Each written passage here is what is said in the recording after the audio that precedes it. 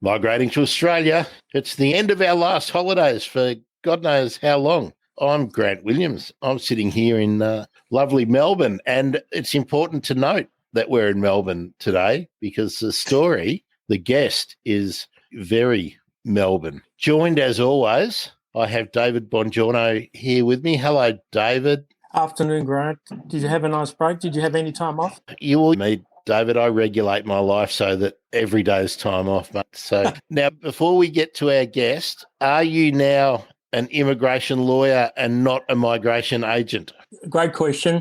Up until March 22, I had to be both a migration agent and an immigration lawyer. I've been an immigration lawyer since, 2018, October 2006. That was the date I left criminal law. And under law changes on March 22 to dispense migration advice, to give migration advice, being an immigration lawyer is more than enough. So there's no more double regulation for me and other immigration lawyers. We don't have to be migration agents anymore. So today, talking to you and Alan, immigration lawyer, not a migration agent. Okay. Now, this is an exciting episode for both David and I because our guest came to our notice, or certainly came to my notice, when I glimpsed a news item at the height of the lockdown, when Melbourne endured one of the longest lockdown periods in the world. And David and I were ensconced in our homes, and we were ordering in our goods from the supermarket and whatnot.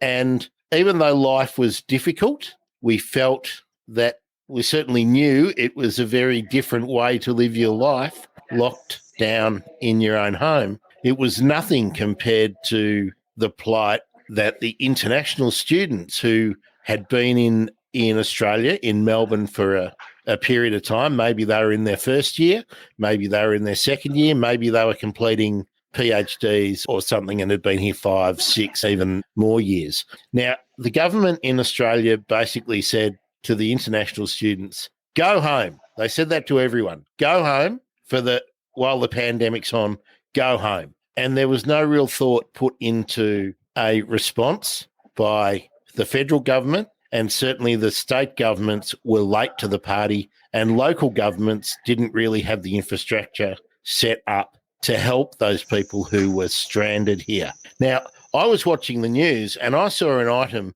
about a fellow who ran a restaurant who was feeding international students. And the news piece that I saw had all these students lined up down the street, and the reporter was saying this restaurateur was using his own resources and feeding this amazing line of international students day after day. Well, I tracked him down. Alan Chong, thanks for joining us on Migrating to Australia. How are you? It's a real pleasure, Grant and David. So thank you very much for letting me be part of this podcast. Well, Alan, sorry, David, I just want to blow Alan's trumpet just a little bit more before we go into it.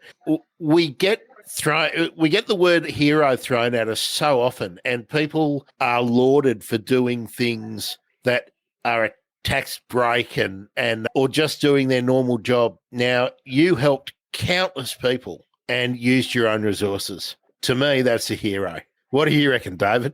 I think in 14 years of immigration law, it's probably the most heartwarming story I've ever come across. I've been practicing in immigration law, Alan, since 2006. The most beautiful gesture, the most genuine, warm, and simple and effective. So effective. Feeding the masses, what prompted you? It's an interesting question, actually, when you said what prompts me. It's being a migrant myself and coming to Australia and sharing Australian values such as equality, giving that underdog a chance, just mateship as well. Mateship's a term that was coined around Parliament for a while, and it's just myself living and breathing that Australian value that we all share. I think one thing with a lot of these students as well is they're not just students, a lot of them are aspiring Australians. I think that's a really important term to keep note of, because many people come to Australia aspiring to be Australians. What I guess sort of spurred me on was these are the values that I've bestowed ever since migrating to Australia. We've got to help out a mate. And the funny thing is, the irony is, we address total strangers sometimes as mates. So that's just living and breathing those values in Australia. Alan, can I ask you, before we talk specifically about feeding the students and your restaurant. You just mentioned that you're a migrant yourself. How did your journey to Australia begin? We came through to Australia in the 80s. It was a business migration visa. My parents wanted my sister and myself to have a better future. And Australia always presented that to us. We migrated from a very small country called Brunei, an interesting country. It's a controversial country, but it's a country from Australia. It's quite a homogenous country as well, whereas Australia is beautifully multicultural and quite tolerant as well. Alan, so since the 80s. Alan, Brunei is a country that severely limits the amount of visitors that can come into Australia, into Brunei. I think that's true, isn't it? And it's a sultanate. It's governed, correct, yes. So it's a monarchy, an Islamic monarchy. Is it quite normal? Is it usual for people to want to leave Brunei? Because I think it's one of the per capita, one of the richest countries in the world. It certainly is. It's a very well-to-do country. It's tax-free in many senses. There's a massive welfare system there. But I think that we're living in a global society. My parents certainly enjoyed their travels in their youth, and they still do. And when they encountered Australia, it presented such a beautiful option to consider. And that's what compelled them as well to start that migration journey in the 80s. And, myself, I'm a product of that as well, going through an amazing education system back then, also meeting fellow migrants, also assimilating and integrating in Australian society. Yeah, it's been a great journey. It's been an interesting journey. It's different, but it is uniquely Australian, and that's a beautiful thing. Alan, you talk with great love, admiration, respect for this country. Did coming from Brunei, where you never, correct me if I'm wrong, where one is never a citizen, did coming to Australia and becoming a citizen give you a greater sense and greater appreciation of this country than somebody who might only be a permanent resident? Because you're never citizens in Brunei, are you? In Brunei, I was a citizen, but it's a rarity for non-Malays to be a citizen. It's a rarity. I'm a third-generation Bruneian, and I became a citizen as a result of that. So it's not like Australia. It's not like Australia where we've got a very different baseline. We've got a baseline which is a lot more welcoming and allows people to become citizens. In Brunei, it's almost a ethnic right to be a citizen, whereas Australia is a values-driven right that you can attain. So you jump through a few hurdles and everything, but it's nothing as complicated as some other country. Alan, you mentioned that it was sort of an ethnic segregation, the population and the rights that you can hold in Brunei. What is roughly the ethnic mix, and is inbound migration to Brunei a common thing? Inward migration to Brunei it's common, but it's under very different pretenses, I believe. People tend to go to Brunei purely for work. Usually there to support. It's a very small country. It's only 400,000 people. So it's got a hydrocarbon-based industry there, and it needs to attract some skilled and foreign labor sometimes because its own domestic population just can't sustain the technical demands and the labor demands in some of their industry. So it's different. Whereas I feel coming to Australia, I think the key word's always been opportunity. It's coming to a land of amazing opportunity because in many ways there's this strong sense of equality here. Yeah, sometimes there's a lot of people who muck it up and give Australia a bit of a bad name, but as a whole, this society is fairly equal. It holds equality as one of its keystone values. So it is interesting to see sometimes from government to government, they deviate, I think, from those keystone morals and values, but the community is different. The community tends to carry on with a bit more continuity and memory than governments do. David, I think to put the size of Brunei into context, I think if you added my local government council area and your local government council area together, that would probably encompass about the population of Brunei. So that gives you an idea that it's probably about 1/6 of the size of population-wise of greater metropolitan Melbourne and well, it's only a speck of dust really if you compared it to the population size of Europe and the US. So it's a microstate really, and it exists, as you mentioned, Alan, on hydrocarbons. It's because there is a great reservoir of oil in the offshore waters that controlled by the Sultan of Brunei. Correct. You mentioned, Alan, that the Brunei, you had an excellent education. Is it a British-based or local-based education? What system do they run in Brunei? I think it's been blessed with its wealth, but it's an education system which is either very sort of public-driven or private-driven. A lot of its foundation is stemmed from influences from Britain because it was a British protectorate. It's a member of the Commonwealth still. So it does inherit a lot of those education structures from the UK. So people doing their O-levels, for example, in Brunei. And how old were you when you came out? You're a young man. You would have been primary school or just starting secondary school? I first stepped into Australia when I was 7, but I've been in and out since then. So, yeah, it was an interesting journey living in Australia because it was in Australia one moment and then out again for another moment and then in again. So it was a little bit nomadic for a little bit. So, yeah. What drove that, Alan? Was that because your parents were maintaining businesses or a business in Brunei, or was there some reason that they had to jump in and out of Australia? A lot of it was work-driven, and it was just, I think there were some challenges as migrants in the 80s as well, because the 80s was a very different time compared to now. And as a migrant, if you had the capacity, you would tend to sort of go visit back home, in inverted commas, back home, because you've got extended family there, you've got obligations with that extended family as well. So I know certainly with our family, it was very much like that. Where are they spread? Are they spread in Malaysia as well as Brunei or anywhere else? Well, COVID's been interesting. So mum's in Perth, dad's stuck in Brunei, and myself in Melbourne. Alan, we like to have a look at the whole timeline of the journey, and we like to confront the sometimes challenging side of Australian society, as well as the amazing bits that we've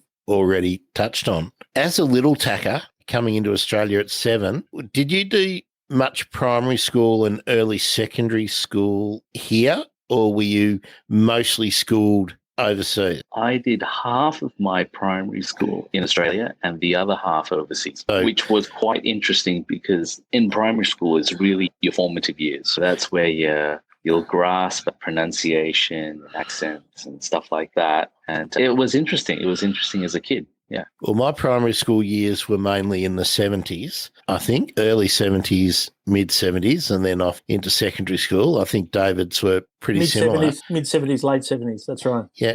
Now, Alan, how did you find the experience as an obviously Asian-looking kid at school? Yeah. Was it as rough as it would have been had you been at my primary school? There's certainly moments where it was a bit tough, without doubt. There certainly was. I mean, my surname's Chong. That's just asking for that's in the 80s. That's just asking for trouble. But I look back to it, and I guess sometimes we come from a generation which is a little bit less sensitive to some sort of insults and such. We came into this country, I think conditioned to be a bit more tolerant and in terms of what sort of encounters that we might come about, some negative encounters. I mean, I remember as a kid growing up and my mum came back home, she was upset because she was racially taunted when she went grocery shopping. We were just little kids back then, but we felt that pain. And, it's things that we will remember, but on the greater whole, and I think that's what, as migrants, we've always been instilled with. On a greater whole, the experience has been a wonderful experience.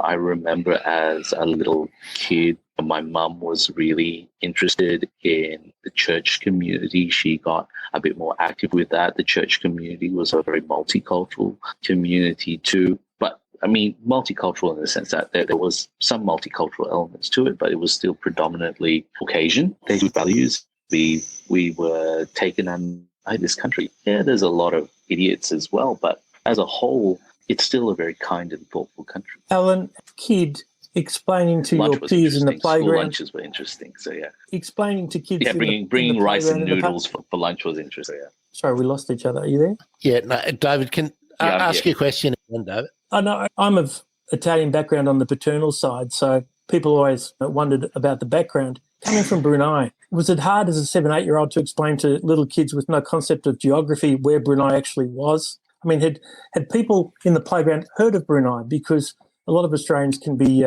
blissfully ignorant, for want of a better term. yeah, that's a really good question because Brunei, even some adults at this point in time as well, like some people think Brunei is a country somewhere in the Middle East, but I guess that's just the thing. It's a small country. It's something I completely forgive. It's a country which doesn't exert much influence in the global arena, but it exists. You know, it still exists, but you know, it's not like a top 10 holiday destination. It's not anything along those lines. So it's completely forgivable that people might be ignorant of Brunei's existence. People who do know about it fly the wonderful national carrier, and it's a great airline, Yes. And what I've always wondered is, you mentioned that there's no potential for tourism on the count of size. What Bruneians I've encountered over the years are usually trilingual or quadlingual. How many languages do you speak? Yeah, it's very common to utilize about 3-4 languages in one sentence. It's an interesting culture there. We've got a lot of ethnic Malays. Nearly everyone speaks English, courtesy of a British legacy there. And the ones who are ethnically Chinese will speak Chinese as well. So it's, usually three languages plus in a sentence. And usually Aussies, we're monolingual. I mean, I have a few languages on account of my background, but do you have children? No, I have a dog. That's about it. Don't teach your dog anything apart from good tricks. No, I think it's important. I mean, where we're located geographically, I think it's important that we have a greater appreciation of languages. And I wish Australia taught Chinese and Spanish to every kid in every school, because I think we miss out tremendously not speaking Chinese, Mandarin, as opposed to Cantonese maybe as a third language. But I took Latin when I had Latin or Chinese. And I still think, what a decision to make. Your Chinese, how is it these days? My Chinese these days is, I'd call it yum cha survival level. I'll get by ordering comfortably at yum cha, but outside of that, it gets a bit tricky. I'll dazzle you with my foreign language skills. Upper Saudara. Hey, not bad. A bit of Bahasa. I try and get as much of it into my head as I can, Alan. We had a phase in Australia where Indonesian was the fad language. Yeah. I didn't learn any language in primary school, but in the first few handful of years at secondary school, Indonesian was there. But it's really gone out of fashion, which I find really hard to understand. Yeah, I think it's really interesting that you guys bring up language as a school topic. And if I was a member of government, I would be completely encouraging of Australians in a mainstream sense adopting skills and be encouraged to learn another language, because 100%. This is a global society going forward, without doubt. There's so many things making this world a much smaller place. I think learning another language it's not a sign of submission or bridge builder. It's a bridge builder. It's damn right. It's an absolute bridge builder. For myself, I've learned, like English, for example, coming through, it was a bridge builder. It wasn't a sign of submission. It was really a willingness to engage and be proficient in that engagement as well. For example, without doubt, whether we love it or not, China is a massive influence in the global arena now. But wouldn't it be so much better if we could converse and interact in those geopolitics on terms where they'll look at us and go, okay, we'll give you a bit of respect as well because you're speaking our language literally. We had a prime minister who could do that. Oh, exactly right. And do it very well as well. Yeah. I'll just throw in a red herring. I saw a story today, Alan, that Japan is now the biggest holder of American debt, not China. So I think there might be a push on in several English-speaking countries to start brushing up on their Japanese again, because I think the samurai sword in the region might be rattling again, not in a warlike sense, but exerting its influence again over all of us. Alan mentioned mateship in your comments about being Australian. I always contend, and I always push back and say this, I think every country has mateship. They just call it different things and they express it a different way. Now, I can't talk about an experience as a migrant, never been one, but you're a citizen of the world. Is mateship uniquely Australian? No, it's not uniquely Australian, but I believe it's a value which is really high up on the echelon of Australian values. For example, I go travel and I see really interesting countries which are also multicultural, but that mateship is not really that high on the echelon. For example, like if I've been to the US, for example. If you go to New York and stuff, I think that casualness to strike up a quick and easy conversation really isn't there. People are not laid back. People are really uptight. So it's really different. Whereas I reckon it was really nice. I was just having a walk through the botanical gardens and people, it's a nice day. If someone says, oh, it's a really nice day, but someone else around there, we'll try to get that conversation and strike up conversation. It's a really great vibe. And I think it's because we literally greet strangers with a g'day mate. Whereas I think in some societies, let's say New York, for example, you don't really say that. You say, people tend to be a little bit more rough there. Get out of my way. Yeah. So, Alan, you mentioned the bridge building through language. As a chef, food is another language through which you build bridges. And where did you train as a chef? Here or overseas? Or a little bit here, a little bit there. So I think the food that we do is predominantly sort of Singaporean, Cantonese influence. So yeah, it was always a little bit of time overseas where you hone in on your craft. But ironically, if I can share a little bit of story behind it as well, before being in the hospitality industry, I worked in a global bank. I worked in HSBC for nearly 11 years. So you made mum and dad very proud. And that was a very interesting experience because they still won't ask me any questions about their home loan, but yeah, because they seem to forget that I spent that long there. But no, it was an interesting place to work because it was, in complete essence, it's a British bank with Asian roots. So yeah. So Alan, how did the restaurant come about? Tell us about the restaurant and tell us how you got into being a chef. Before you do that, can I ask you one question, Alan? What did you say to mum and dad when you changed career? Were they tiger parents disappointed or were they proud? Or they were actually pretty okay because my foray into it was somewhat on the safer side. I went into franchises first. So I got made redundant after just over 10 years with the HSBC and got a nice little handshake from it. And I used some of that redundancy money to buy a little franchise and get that up and running. And, what industry was that in, Alan, if you don't mind me asking? Still food and beverage.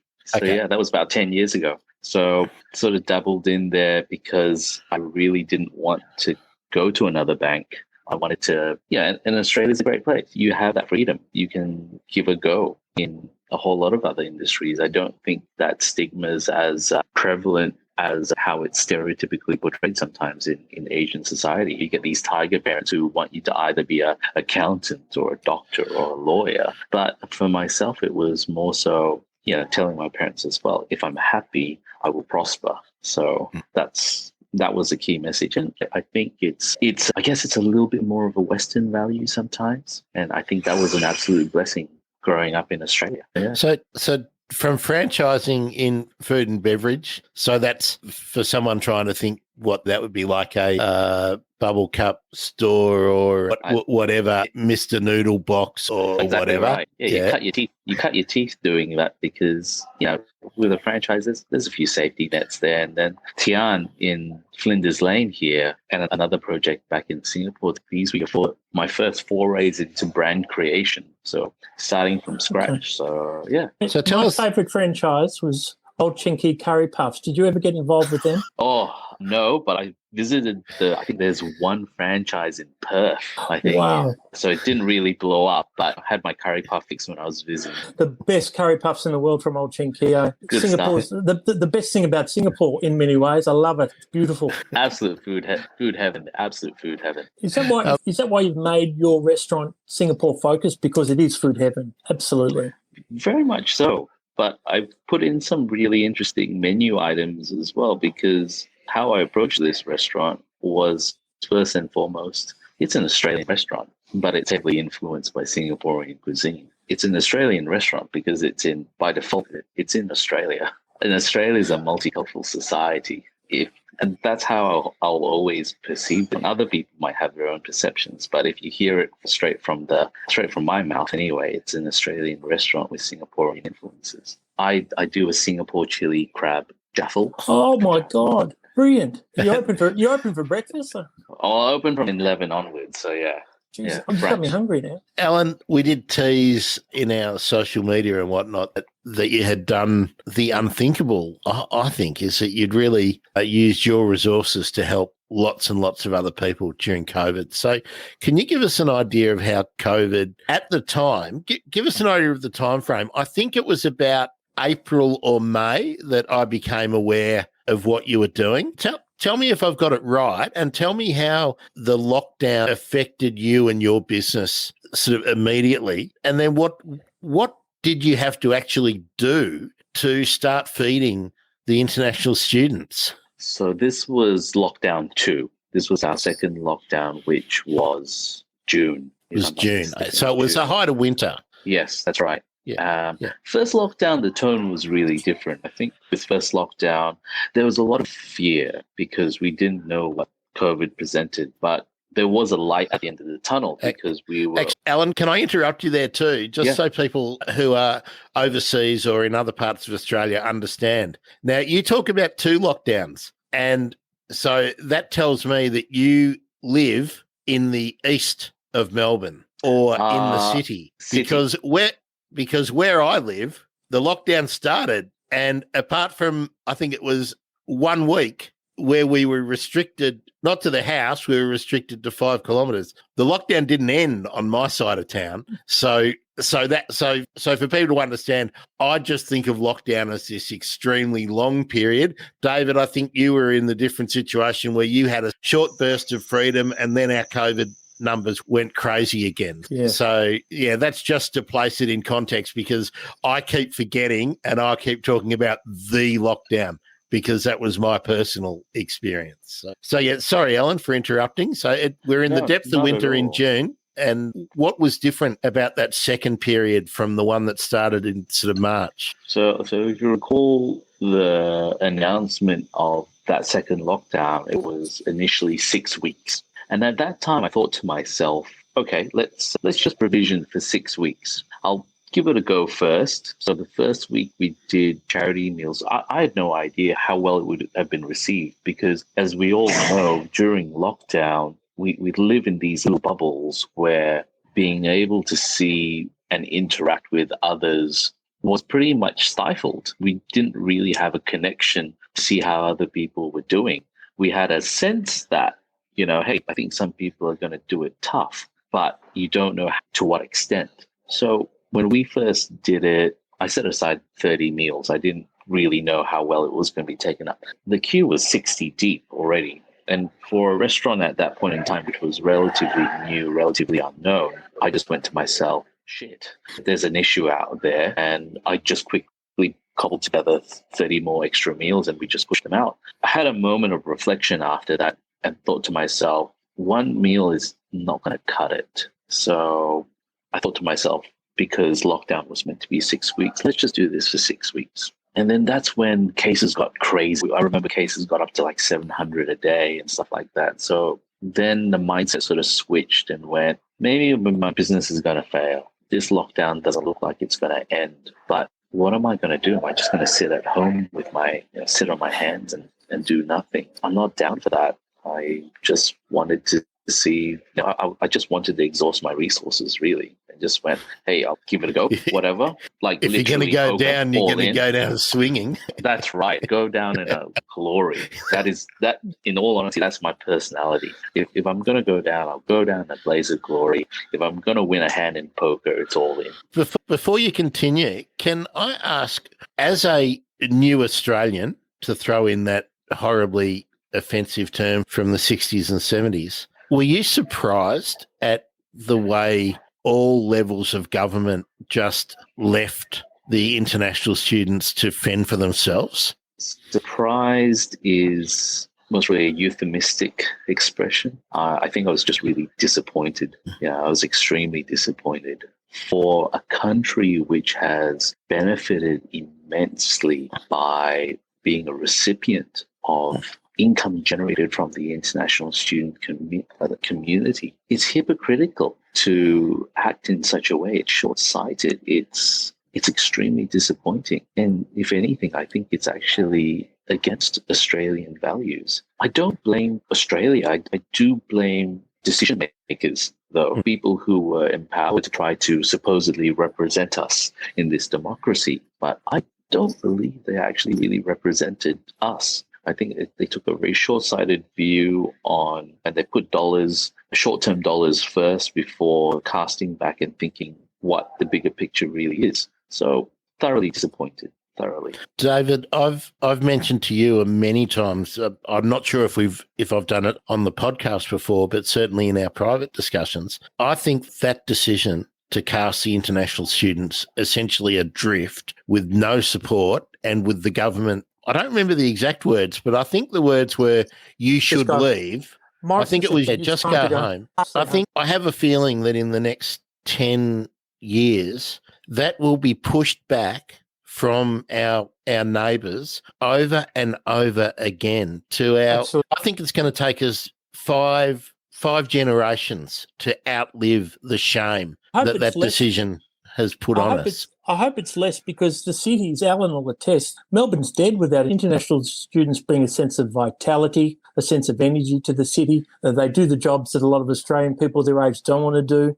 They have a hunger and love of this country that should make many of us born here realise how lucky we are. Alan, did you, no doubt in your workforce, you would have had international students working for you? Well, not just international students. I had temporary resident visas. And that's the thing. They went from a student and they went down the path of a temporary resident visa because they were pretty much solidifying their aspirations to become Australian. They were left on the lurch as well. It's awful. Yeah. The damage, I mean, the borders are probably open to international students in the next 6 months or so, God willing, with exemptions, if not exemptions by virtue of vaccine. Whether they come back, I mean, there's a lot of chit-chat on social media from particular countries who certainly won't be coming back. We've got active evidence of people from the subcontinent telling their juniors not to come because of the way they were treated. So you're right, there will be substantial damage. It's a $6 billion industry in Victoria alone, and will hurt. The state of Victoria, the whole country will hurt. We're great champions, Alan, of international students because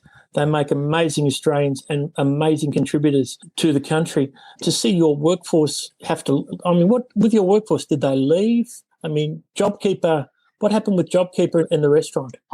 There were only 3 people who were eligible for JobKeeper at my restaurant, and it was even more difficult to get JobKeeper status because of the timing in which we opened. We were only operational for 7 months.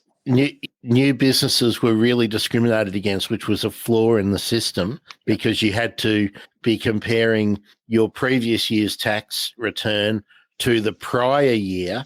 So if you didn't have 2 trading years, you were essentially cut out of the loop. Alan, tell us how you went from this situation where you were doing 700 meals in a session. How long could you keep it up? And how did you get any kind of assistance whatsoever from any of the local charities or from the city council? Did anybody recognise what you were doing and muck in help you? Because he did. I put out a call when things started to get quite dire, when we knew that this wasn't going to be a 6-week lockdown, this was going to be an indefinite lockdown. So I put out a call, and once again, it shows the solidarity, it shows the compassion that as a community we have, not as a government, as a community we have for this plight. People around the community were donating goods. I had my suppliers which donated goods as well. We put together care packages. And it was great because everyone understood. It was almost unspoken that everyone understood. It's like, hey, let's all take a little bit, carry this burden bit by bit, because if we all chip in and if we all help out, it'll make that journey a lot easier for the masses. And at the end of it, although credit's been pointed to me to start this, it was just myself as really a vessel for the greater community to act. We were very fortunate. We spoke to some good friends who were regular customers of ours, and they were people of high places with contacts. And all they did was they picked up the phone, they called a couple of people, and the next day I had a whole lot of stock just put at my doorstep for distribution. And immensely grateful for those gestures. Immensely grateful. We acknowledged them on our social media. So, yeah. Do you want to give anyone in particular a sort of more public, more general sort of shout out? Because these are the stories that we didn't hear during the lockdown. And certainly from my point of view, I always think people who are sacrificing something real in an event like that, rather than doing things that turns my stomach just for tax-driven reasons, and makes me angry. So I'd like to give you the opportunity to give credit to those people who have obviously, if suppliers are donating, I mean, what does it cost to feed 700 people in a sitting, Alan? Every week we would have burnt through approximately $3,000 to cover those queues which would be coming through. And in all honesty, I don't really want to credit one particular person or a handful of people, because I'll tell you the truth. The truth was this was a massive community drive. Like anyone, right. I think anyone who caught glimpse of it were compelled to help in some shape or form. And the beauty of it is I really honestly believe that they helped in their capacity. And everyone's got different capacities, but the key thing is they helped in their capacity. Whether it was chipping in a couple of bucks or whether it was chipping in a lot more, I honestly, genuinely believe it was their capacity at that point in time, and they all should get a pat in the back. They really should all get a pat in the back. You made a big difference, and the suppliers made a big difference to the lives of dynamic young people who will one day be wonderful Australians. Tell me some of their stories. How did they express their relief, their gratitude that there was somebody local, yourself, feeding them high-quality, nutritious meals? What are some of the stories, the feedback you got from those you fed? Oh, gosh, those people who came through. There were migrants. There were some young families as well. So people who were living in Australia on dependent visas. It's interesting. It wasn't just students. Initially, yes, students were identified as a key demographic which would be suffering the brunt of it. But if you recall, when the JobKeeper amount ratcheted down, suddenly people who were just scraping by now entered into the poverty zone. They really couldn't make their rent. They couldn't make their car repayments, or they couldn't make their mortgage repayments. They couldn't easily feed their dependents. There was, the demographic it reached out definitely got bigger. But, we spoke to a lot of students, and one thing that I think the Australian government forgot, the key decision makers forgot, were this is a global pandemic. The excuse that they used was when you filled out that form, there was a little box that you'd tick and saying that if the proverbial shit hit the fan, that you got have the family funds. support. Yeah, but you know what? This is a global pandemic. This is absolutely extraordinary circumstances. Don't close your eyes and be ignorant of it, and just look at a little technicality there on your form and use that to absolve your sense of responsibility towards another human being. So I think it was disappointing, but the community overshadowed the government's short sight. The community genuinely helped. The community was there. How long did the program run for? 17 weeks. Wow. It's extraordinary. That is. And Alan, I've only got one more question that touches on the sort of political, but we're consistently told that Melbourne is winning awards or surveys or whatever for one of the most livable cities in the world and whatnot. And we trumpet that in our identity, and our local government, state government push that image relentlessly in all of their PR material. Did anyone from the council reach out and become involved officially or unofficially to support you through? Unfortunately not.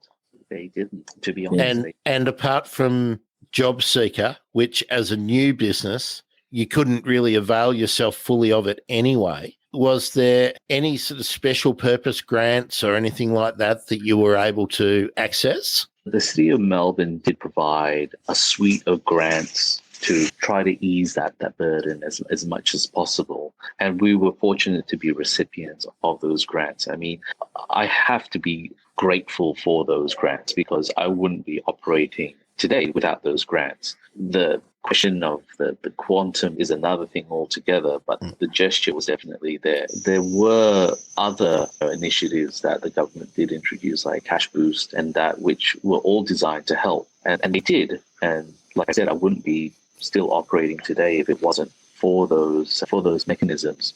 But it's really the chicken and the egg as well. If we only need to look at Western Australia, for example, Perth, where they didn't experience such a harsh lockdown, or if we go look at Sydney, for example, which deployed a more targeted type lockdown approach. Yes, those places, Sydney still suffers a little bit. Perth is absolutely fine from what I saw. Yeah.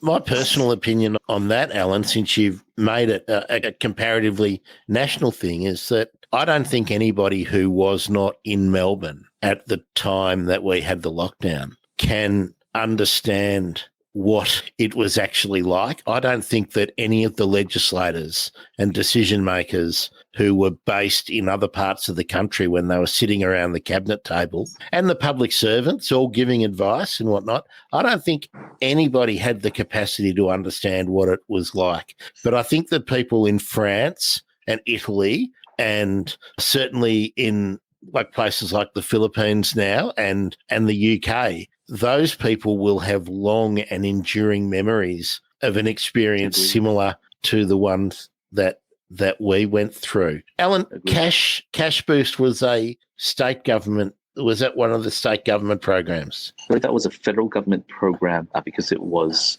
the recalculation and recalibration on our GST. That was the GST return forgiveness or temporary non-collection, I think, wasn't it, for a while? Correct. Sorry, David, just one last thing. What's the situation with the restaurant now? Are you still needing, or are you still finding that people are needing some assistance from those people that you were serving during the 17-week period? Not so much. When Melbourne reopened, there was a massive drop. We went from queues, which basically reached our storefront, which is near the corner of Flinders and Queen Street, all the way snaking around Elizabeth Street, right? So that's basically an entire block.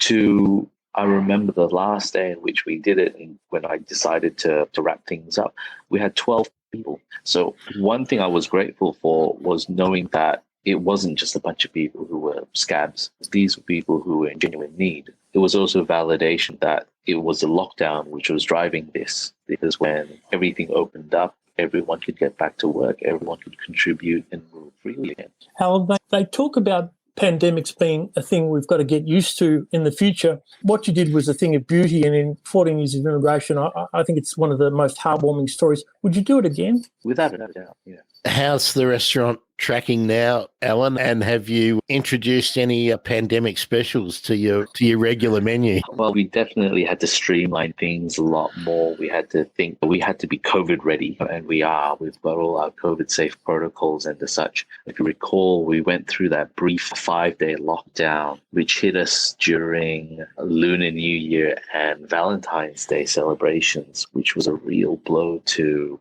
the hospitality industry. But we were ready. We didn't skip a beat. We dished out a lot of takeaway during that time. And I think it's just one of those things that we've got to be prepared for what sort of comes about from this pandemic, and it will change the way we think and approach things for generations. But I think it's the best thing is to be COVID safe, not COVID scared. You know? You talked about the beautiful Singapore crab jaffle. Can you just give Grant and I and listeners a rundown? That I haven't stopped thinking about that. What are some of the other Singapore Australian creations on the menu? Because I'm going to take Grant and we're going to get stuck into some crab chili, Singapore crab jaffles. Good stuff. Well, we've also got a Wagyu Vegemite beef rendang. Oh my God. So there's some great stuff in Australia that we can incorporate into our cuisine here, and it's just good stuff. What about beverages? Any sort of hybrid drinks on offer? hybrid drinks. Yeah, we've got a pretty good range of cocktails. So we've got a play on an aviation where we use butterfly PT instead, which is a common ingredient in Southeast Asia. We've got our little play on a Singapore sling, but we've used a gin-based version here. A vodka-based version instead, local vodka. Yeah, no, come on down and My have shout this on feast. record, my shout. I'm taking you up on that one, and maybe we'll do a follow-up with you from in-store. I'll bring the portable recorder down, Alan, and we'll David and I can do an episode sitting at one of your tables enjoying. I like the idea of Vegemite in Rendang. That's just, well, it's frightening and salivating at the same time. David, I sort of promoted this and mentioned to you that I thought Alan was a hero. I'm recalibrating my language because having spoken to him. Alan's a genuine community leader, and one of the reasons we love doing the show is because that's who we continually meet. Our migrant community pushes forward our leaders. In fact, this pandemic has shown us that the people who wear the tag leader in an official sense, in so many cases, and this is one of them that is glaring, we're not up to that tag, and that people from within the greater community always pick up the slack, and they're not always people who speak like me and you, David. Alan, deeply moving and thrilled that you came on the program. I can't tell you how much Grant and I thank you for your time. Do you have what time service? We just looked at the clock. Service would be what time service? An hour's time. Oh, we better leave you in peace. We better leave you to get ready. Thank you for taking the time. It's been a thrill and an honour, and you are a great Australian. Absolute honour. You extol virtues that all of us aspire to. You live them. Now, Alan, before you jump off, here's where you get to spruik your wares. Where should people, if they're visiting Melbourne, how is the easiest way to come down and sample your fare? Come on down to 350 Flinders Lane, Tian 38. We're not far from Flinders Station. We're in heart of CBD. If you're staying near Crown, we're just across the river. Come down for a Singaporean-inspired feast. We can't travel to Singapore just yet, but you can come down to my restaurant. I've just pinned exactly. You're about 100 metres from the 7-Eleven. That's right. I know exactly where you are. So I'll be able to lead Grant with no loss of direction. And Amazing. Also, too, you're not far up from 333 Collins Street, the spectacular marble building. I know exactly. A beautiful place where we've got some wonderful regular customers as well. We better let you go get ready. Thanks for the time. Awesome. And champion, Alan. Thank you, mate. Absolute pleasure. Thank you, David. Thank you, Grant. It's our pleasure indeed. Alan Chong, thanks for being with us. David, is there any migration information we need to know this week? Nothing of great import, nothing earth-shattering. It's the most dynamic area of law in the country, as we know. And the story with migration is it changes one day changes. There's constant change. But in terms, this week is a week for state nomination for Victoria. And so up until from the 6th to the 12th, those in the medical profession, doctors, nurses, people who can help rebuild. Victoria's taking registration of interest for nomination. So doctors who've satisfied the criteria, nurses who satisfy the criteria, engineers, social workers, they can put in application for nomination by the state for 190 visas. They've got to have their expressions of interest already ready post-September of last year, and the story is that they're in for a chance to be invited in Victoria. Queensland is not introducing this month its 190 program. They're going to rely on the numbers they already have, so that will not open. If you look at the Queensland website, it says they're going to open now, April, but they're not going to. So, yeah, I mean, just Queensland and Victorian-specific news. Immigration goes on in new ways, different ways. People are still coming in on working visas if they're doctors, if they're specialists. But it's not the wonderful open slather that we've had where international students come, study, graduate, go 485, go expression of interest 189. Those days are quite some time off. Let's hope, though, that international students do get an exemption or they're allowed to travel and come in, because we miss them dearly on this show. And Alan has what he's done is extraordinary, and he's fed the people who are the great Australians of the future, looked after them the way no one else has. Well, Well, I fear that I embarrassed him with some of the terminology I used, but we did get a comment while the interview was going on, David, from Facebook. Jesse Dan, just pretty simple. He has a great heart. There it is. Pure, great words from Jesse. Great words. He has a good heart, a very good heart indeed. So, David, what we need to tell the listeners who were interested in what you were talking about, the 190 visas, we've got a couple of episodes that we have already put out there. You put in the can? Archive for the 190 visa. So look them up in our stream or on our YouTube page, on our Facebook page. Victoria's doing another round in May. That's the penultimate round for the migration year, this one. They're not doing one in June because the new migration year ends June. This migration year ends June 30. And then everyone gears up then for September. Well, July 1's a new migration year, so we'll see if there's anything new in the upping in the first week or two of July. And then people who are studying come to finish their courses October, November, more migration in December. Let's hope the rollout picks things up and gets people back here. Or, I mean, you know, what I said earlier to Alan, the city's dead without international students. Yeah. All the cities, Melbourne, Sydney, Brisbane, there's no life. They bring a life of vitality, a street culture that we missed. It is slowly improving. I went into the city a couple of times during the week, and it certainly, week by week, it's clawing itself back. But yeah, it's a long way from where we want to be. Now, David, coming up, we're trying to track down some more people with amazing stories to tell.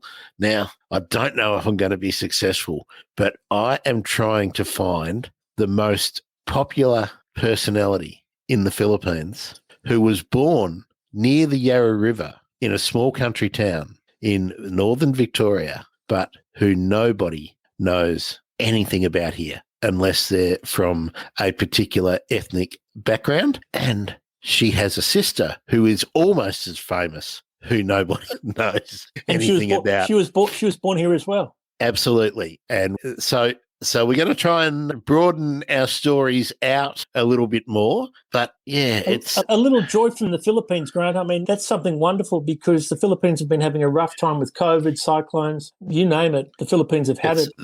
The lockdown that they're experiencing in some parts of the main island now it's heartbreaking because they've been through a period of rolling lockdowns. And look, I say it all the time on our show, David, that we sit here in a very privileged part of the world.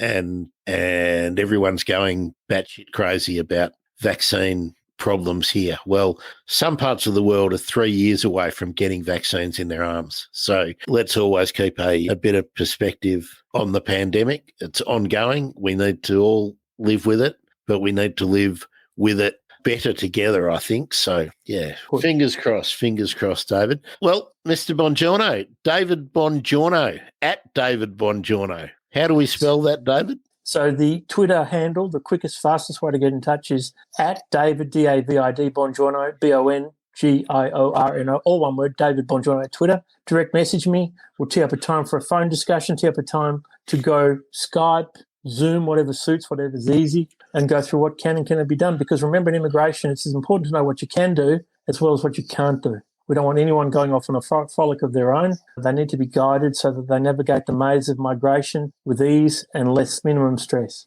Now, David, I don't like to do things like this terribly often, but I'm on a bit of a crusade at the moment. So I would like any listeners who are based in Australia who have an old computer sitting in a cupboard in their office or in their spare room or under the stairs, laptop or desktop, it doesn't matter. I'm trying to repurpose to help out some people in the countries where we've been focusing our attention. So reuse, recycle, that kind of phraseology, that ethic. If you happen to have one and you'd like to help me out, we can work out how it gets from you to me. But just look me up on my socials, Twitter at WorkTheCloudOz, OZ. Check out the Migrating to Australia page or our Twitter feed, David's or mine, and you'll find a way to get hold of me. I'd really appreciate it if you've got a piece of junk, what you consider junk, lying around. I know some people who could seriously use them, and we will be making some people very productive and change their lives.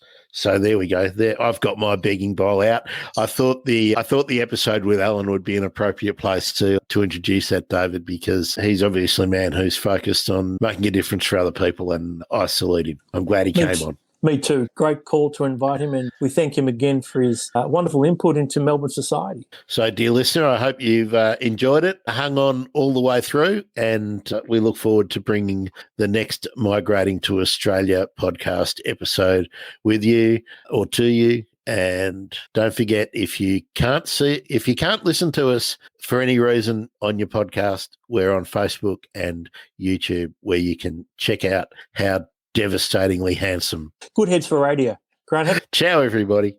Ciao, ciao.